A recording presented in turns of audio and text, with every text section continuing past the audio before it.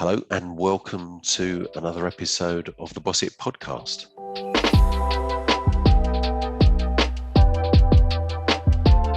In fact, with my guest for today, I've already been going for nearly half an hour, so we've been having a fascinating conversation pre-podcast, and I think it will prove so during the podcast. There's a number of commonalities that we've got and things that we'd like to cover. So I'd like to introduce to you Nick Gradwell from Amberley Innovations. Welcome, Nick.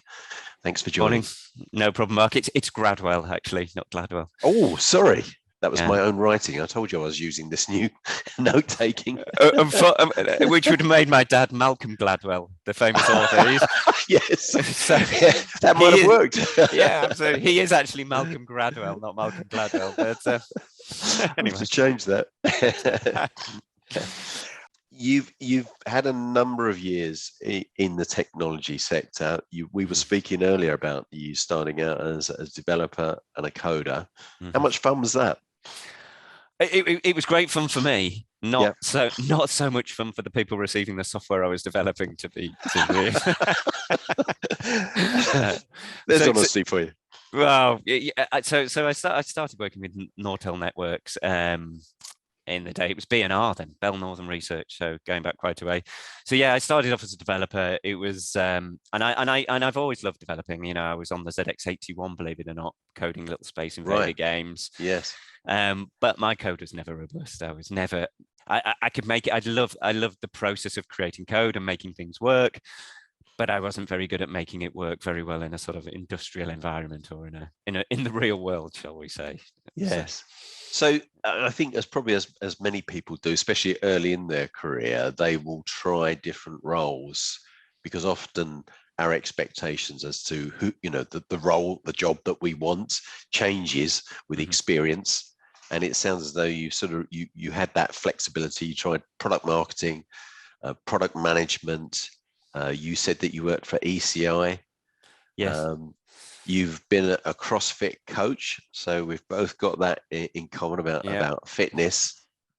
Were you consciously sort of doing that of saying that doesn't feel quite right, I need to test and try, or was it just opportunities and you just thought, yeah, I'll give it a go? Was there a conscious decision there? So a little bit is to be fair. I was never. I like to try as many new things as possible, right, and experience as many sort of new things as possible. The trip through the business world has very much been that technology piece. And coding is great, but it can be quite an isolating and not a particularly sociable job at times. And so I definitely needed to work with people, which is why the sort of product marketing, product management side of thing was important. When I took over ECI and as their divisional president running that was a great broader experience in business. And that was what I needed. I was looking for. I've always liked the process of business, what it is, how we're creating a product and creating something that people want and need, and how to get that to them and how to get them, not to buy it, but how to get it across their consciousness so that there's something that they see significant value in buying it. And that whole process of doing business in that way, because there's a lot of people out there just selling stuff and selling stuff very well. But it's deriving real value and adding real value. And that was where, so when we talk about that conscious route through the career, it was exploring a lot of those different areas and understanding both the sort of technical and the psychological aspects of that. So that's why I had quite a broad set of roles. So basically when I got bored, I moved on to another role and tried something else out.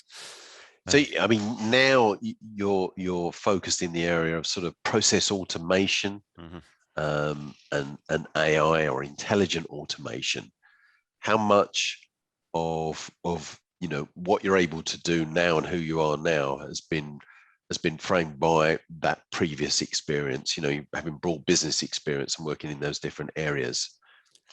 Oh, so getting interesting in that was born from, scratching an itch, to be fair. When I was when you're in a business, when I was running ECI, there was so much opportunity to optimize, to look at business process, and there was never enough time to do it. And there was never enough time for me to do it. There was never enough money to employ somebody to do it. You know, we were always running hard against targets, and which is right, which is what we should have been doing for the shareholders. But if I'd have had somebody, or I could have lent on somebody like the business I'm running now at Amberley, to just talk to them, to bring them in, and with the objective of saving money over actually quite the short term, 6 to 9 to 12 months, that would have been absolutely ideal to me. That was what I would have loved to have known somebody doing what I'm doing now. So that's where it came from. I just thought, if I could have somebody who could look at what I know can be more efficient, and look at it in a rigorous way, and apply some structure and some very real metrics around that, and provide that back to me, so that I've got the proof and authentication of what we're doing here, that would have been really, really valuable to me. And one of the things that I've been talking a lot about to various people, and occasionally on this podcast, is I think that the software sector is changing. It's almost becoming a different animal, and we're going to see a different mindset is needed. But it's not just more technology. We're going to see more businesses, even smaller businesses, using technology, because we're getting another layer of artificial intelligence, machine learning, RPA, knowledge graph, all of these things, and the ability to be able to interact with software is dramatically improving. I think that if we're to look at the software sector and sort of innovations and improving, it's been steady, but I think it's really going to steepen, and we're going to see smaller businesses saying we have to have tech, we have to become a technology company, whereas in the past they may have been wary, and those larger companies that have been using technology have to get much better at it and go deeper and really be much more effective at doing that. I see that as not just a continuation. It's like a fusion of all those technologies. How much of that would you agree with, or not? Okay. So I think there's a number of points there. I think as technology improves and we build that additional layer, that layer of abstraction away from the source code, it allows people who are slightly less technical to apply their creative skills and creative knowledge to solving particular problems, be they in business or whatever. So I think that acceleration is because it's becoming effectively coding or developing software is becoming much more accessible to the general public, or the populace in the business world particularly. I think that said, I think there's a lot of innovation in the low code space that's looking promising, but I don't think it's there yet. I've seen a few drag and drop interfaces looking good and starting to, for relatively simple problems, become very effective. I don't think it's quite there yet. I think over the next 2 to 3 years. I mean, and actually the iteration of this software is becoming fast now, and much faster. I mean, you and I talked about some people who aren't quite doing it as well as they could be, and other people who are innovating in that space. That are bringing that to market now. So I think that I completely agree with the sentiment that we are that layer of abstraction is making it more accessible to people. So we're seeing much more creative software coming out to enable businesses, both products to market and also within businesses, to make them more effective and more efficient. So so I think that's absolutely a trend that's happening right now. Yeah, I mean, the World Economic Forum, they talk about it as the fourth industrial revolution. The third was the technology, the PC, software, but the fourth is more about the better use of that technology. That's what I see, and NoCode is very interesting. And you mentioned that they're not quite there yet. Where do you think that it's falling down? Where does it not fulfill the promise? So it seems to, and I've worked with a number of these platforms, and we're looking at them all the time, because we see this as a key component of what we deliver into our customers. But you can go to a certain point with the technology, and then you want to do something that's a little bit different, and then you find yourself having to branch out to traditional coding, Right. right? Yes. And so there's not quite there's a level of sophistication that you can go up to, after which point it sort of falls off a cliff back in traditional coding. And I think once you smooth that out, because you're always going to have to get to that point, I believe. Yes. I think it's never going to be eliminated, and nor should it be. No. But I think it's not quite to the point where it can do most things you wanted to do. I think it can do some of the things you want it to do. Yes. Now, it's going to take a better brain than mine to tell you how you bridge that gap, although I will be applying my brain and my context brains to that particular problem. But I think it's definitely getting there. And I see tools. Let's talk about some simple tools like Zapier, for example. They're making that whole interface with APIs significantly easier. And that is working really, really well. So if you want to create an API, make and manipulate the data going in and the data coming back with very simple objects like JSON, that I think, most people can handle those concepts very, very easily. Yes. I think, these tools have got that nailed. The more complex choreography around manipulating multiple objects and multiple data sources and mushing that together into some kind of interface, be it on a mobile, be it on the desktop, be it on, somewhere on the web, I think is not quite there yet. And I think we're seeing some interesting things coming out that are getting just close. I think I mentioned I was looking at technology called make.com that seemed to be have added that choreography piece, and although not ideal, is getting much closer to what we're seeing. And I know, Mark, you're involved in something. Yes, that's right. We're going to be making an announcement sort of fairly soon.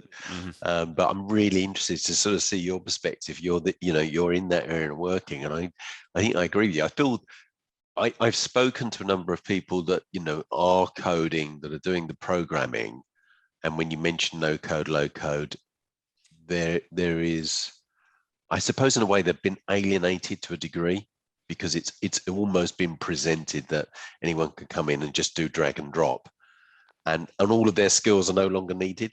And I sort of likened that a little bit to because I'm a keen photographer, when photography went from being film to digital, and there was a little bit of a battle. And I was part of that film. I'd been trained for years in using the darkroom, and I thought all my skills are going to be lost.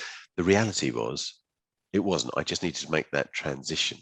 And I think that there's the same there. There's a marketing aspect to this, and some coders are thinking that we're trying to be replaced. But those guys have got really good skills, not just about being able to code, but about process and understanding about solutions to problems that will be very useful, and they'll always be needed. Oh, I think I think you make a good example of how software engineering has developed as a discipline, right? When I started coding in the 80s, engineering and software weren't really something you used in the same sentence, right? You just went away and you hacked a bit. But now, because of the size and complexity and the security implications and privacy issues, a good software engineer is truly a great engineer, right? A really, really good engineer. And that discipline is not going to go away. And I think, let's be clear, it's not like there are enough software developers in the world. Right? No, there's a huge shortage of software engineers. Yeah. So that core skill set is going to be there. But for the less good developers, people like myself, this revolution in being able to build robust code with rigor, with and apply creativity to developing solutions is absolutely, as you say, the next stage in it. And I think, as you say, it needs positioning with the purists. Yes, but I still think there's space for both. I don't think they're I totally agree. Threatened at all. And you mentioned a word that I've been discussing a lot in this regard, which is creativity. Creativity is something that probably doesn't come from repetition and monotony of having to repeat the same thing over and over again. If you look at artists, they tend to work quite quickly, and I think there is an opportunity for people who are having to write code over and over again, things that they've done many times before. to be able to do those parts very, very quickly and then innovate in certain areas to create a solution. I think that would stimulate more creativity, because we do need more creativity in the software solutions that are used in business. I think there's a big opportunity now. They've got more potential tools that they can pull upon, but you've got to create the right environment and allow people to collaborate. And I think, yeah, I think it's a technical company will have a different makeup. I think the way the business will be put together will be, you're not going to have these guys sat in the developers sat in the darkened room, sometimes the product owner and the scrum master speak to them occasionally, if they can. Don't go in there, they don't want to be bothered. But wouldn't it be great if you had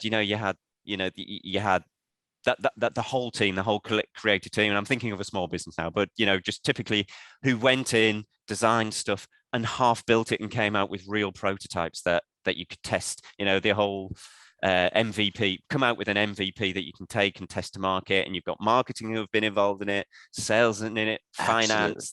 Wouldn't that be great? Yeah. I think could be that revolution. I think we could be close to that. Yeah. Again, I mean, the idea of being able to prototyping and being agile. Whereas you're setting people who are sitting in the darkened room a problem, and they go away and they disappear for months, and then they come back with something and they look at it and think, no, it's not that. Well, yeah, it's you haven't understood our problem. But how could they? If they can create iterations and can be really agile to create something that can be discussed, that other people, the commercial people within the business can say, oh, I get that. I understand that. Yeah. Well, if the development's fast enough so that the commercial people can be there whilst it's being developed, try this, try that, try the other, that the prototype almost becomes the product. I mean, that's almost your holy grail to a degree, isn't it? If you get to that point. Yeah. Absolutely. Here's a prototype. Let's throw it out to market, see if it works, right? Tweak it, change it, bang, done, off we go. And that cycle can be extraordinarily fast and very collaborative and creative. I've spoken to companies that have been working on a solution that's gone on months, and the problem that they've had is the people that started the project were no longer within the company. Right. And they were sort of forgetting what the problem was that they were starting to solve. It's that difficult. Yeah. I mean, when it takes that long. Really interesting. Let's talk a little bit about process, because that's also really at the heart of what you do. And we had an interesting conversation talking about process automation. And you were saying that, one of the potential pitfalls is bad process automation, is taking and really not understanding about optimizing and making a great process before you automate it. You're automating crap, really. Yeah, well, absolutely. Yeah. Give us your process and we'll make you fail an awful lot faster, right? Yes, that's right. Give us a crap process, and we can help you hemorrhage money faster than you're currently doing. So what's your approach to avoid that? Well, I mean, so I think we just touched on it. It's understanding the problem you're solving, right? So and to some degree, it goes back to a lot of process engineering, right back to sort of Elijah Goldratt. The goal kind of thinking is looking at the machine in its entirety, and looking at where the problems is. So when we go in and we often here's a good example. It's a classic automation problem because there are so many moving parts in it, and the amount of times we spoke to businesses about it is unbelievable. But it's the whole onboarding of employees piece. Yes. And there are that often just taking what people are doing.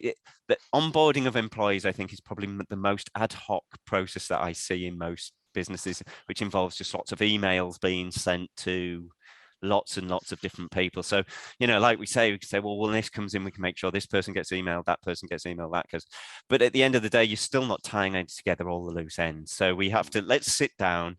What was the ideal process for onboarding a candidate be for the candidate, so they have a great experience, they get all the knowledge, and then for the business, how can we bring them on for the business is fully understandable, fully accountable, fully auditable, and that employee has been brought on correctly. And every business does it, but every business by necessity has to do it differently, just because of the way the business is built, by Sure. the industry they're in, all those kinds of things. So we will work with, typically HR, but also HR and IT. You need to bring them in. Often they're not talking to one another. Often HR are frustrated because they can't get HR are frustrated because they can't get they come in, they haven't got a username and password or a phone on their desk. Yes. IT are frustrated because we only found out about this yesterday and we were expected to set it all up last week. And so getting them all in the room, getting them talking and building out that, that end-to-end process, getting that nailed down, so that everybody's agreed on that. Automate as many of those pieces as we can, as early as we possibly can, but start testing it. I'm not entirely sure I answered your question there, but no. I think it's a very good example. And as you say, it's like it's an issue that all companies have to overcome, because those first few days sets the scene for how people view their new company that they're now working for. Exactly right. But if you don't understand the process you're trying to solve, then it's there's no point in putting any kind of automation or clever AI into that mix. You just need to make sure that you understand what the process is and how it fits in with the bigger picture, of the entire business. What's the biggest lesson that you've learned over the years in business? In business, yeah. Do what you love, I think. Right. Actually, and I know that's sort of a bit left field, and it's not meant to be sounding way out and hippie, but if you're interested in what you're doing, genuinely interested, you'll apply the correct amount of time, attention, devotion, and care to what it is that you're doing, whatever part of the business that may be. And you'll have maybe, this completely baffles me, but I see people in finance who absolutely love finance, right? They absolutely love the mechanics of numbers and making it work. I'm interested in what goes in and what comes out, but how it works in between, not so. And they really care about that. And you find people, it doesn't matter what part of the business, how interesting or boring it might be, if you really, really do what you love, then you derive value from it, and everybody around you derives value from it. And I think it comes through, you're a happier person, and you communicate better with people generally. So it is a little bit light and fluffy, but I genuinely believe that. No, I agree. As a fundamental, I think it gives you that extra energy that drives you forward, and it makes you willing to want to learn more and get better, not just fulfill the objectives of a particular role. You're always wanting to educate yourself and hopefully remain flexible and always be learning, which is really important. And Nick, we had quite a chat beforehand, and what I'm going to suggest is that we, if possible, we do a podcast in 2 parts, because there was quite a number of things that came up. I've got another couple of calls coming up, but I'd like to do this in 2 parts because there was a number of things that I would like to go in further. I'd like to have a chat with you offline as well, if we may. But this was the first time we've spoken, and I got your name wrong, Nick Gradwell, which is always a bad start. Oh, I don't get offended by it. It's just if people are going to look me up on LinkedIn. No. It'd be nice that I got the business, not Nick Gladwell, right? That bastard gets all my work. No, I'll always remember that now. So Nick Gradwell, it's been a pleasure having you on the podcast. As if we can, and if you're happy to do that, I'd like to do a sort of a Nick Gradwell part 2, where we can go into a little bit more perhaps about artificial intelligence and how you're seeing that, and also to have an offline chat with you. So for now, thank you very much for coming along and joining me on the podcast. I've very much enjoyed our conversation, both podcast and pre-podcast. Likewise, Mark, a lot of fun. And I'd like to continue that with you. Excellent. Yeah, thank you very much. Thank you for having me on. Much appreciated. Super. All right. Thanks for that, Nick.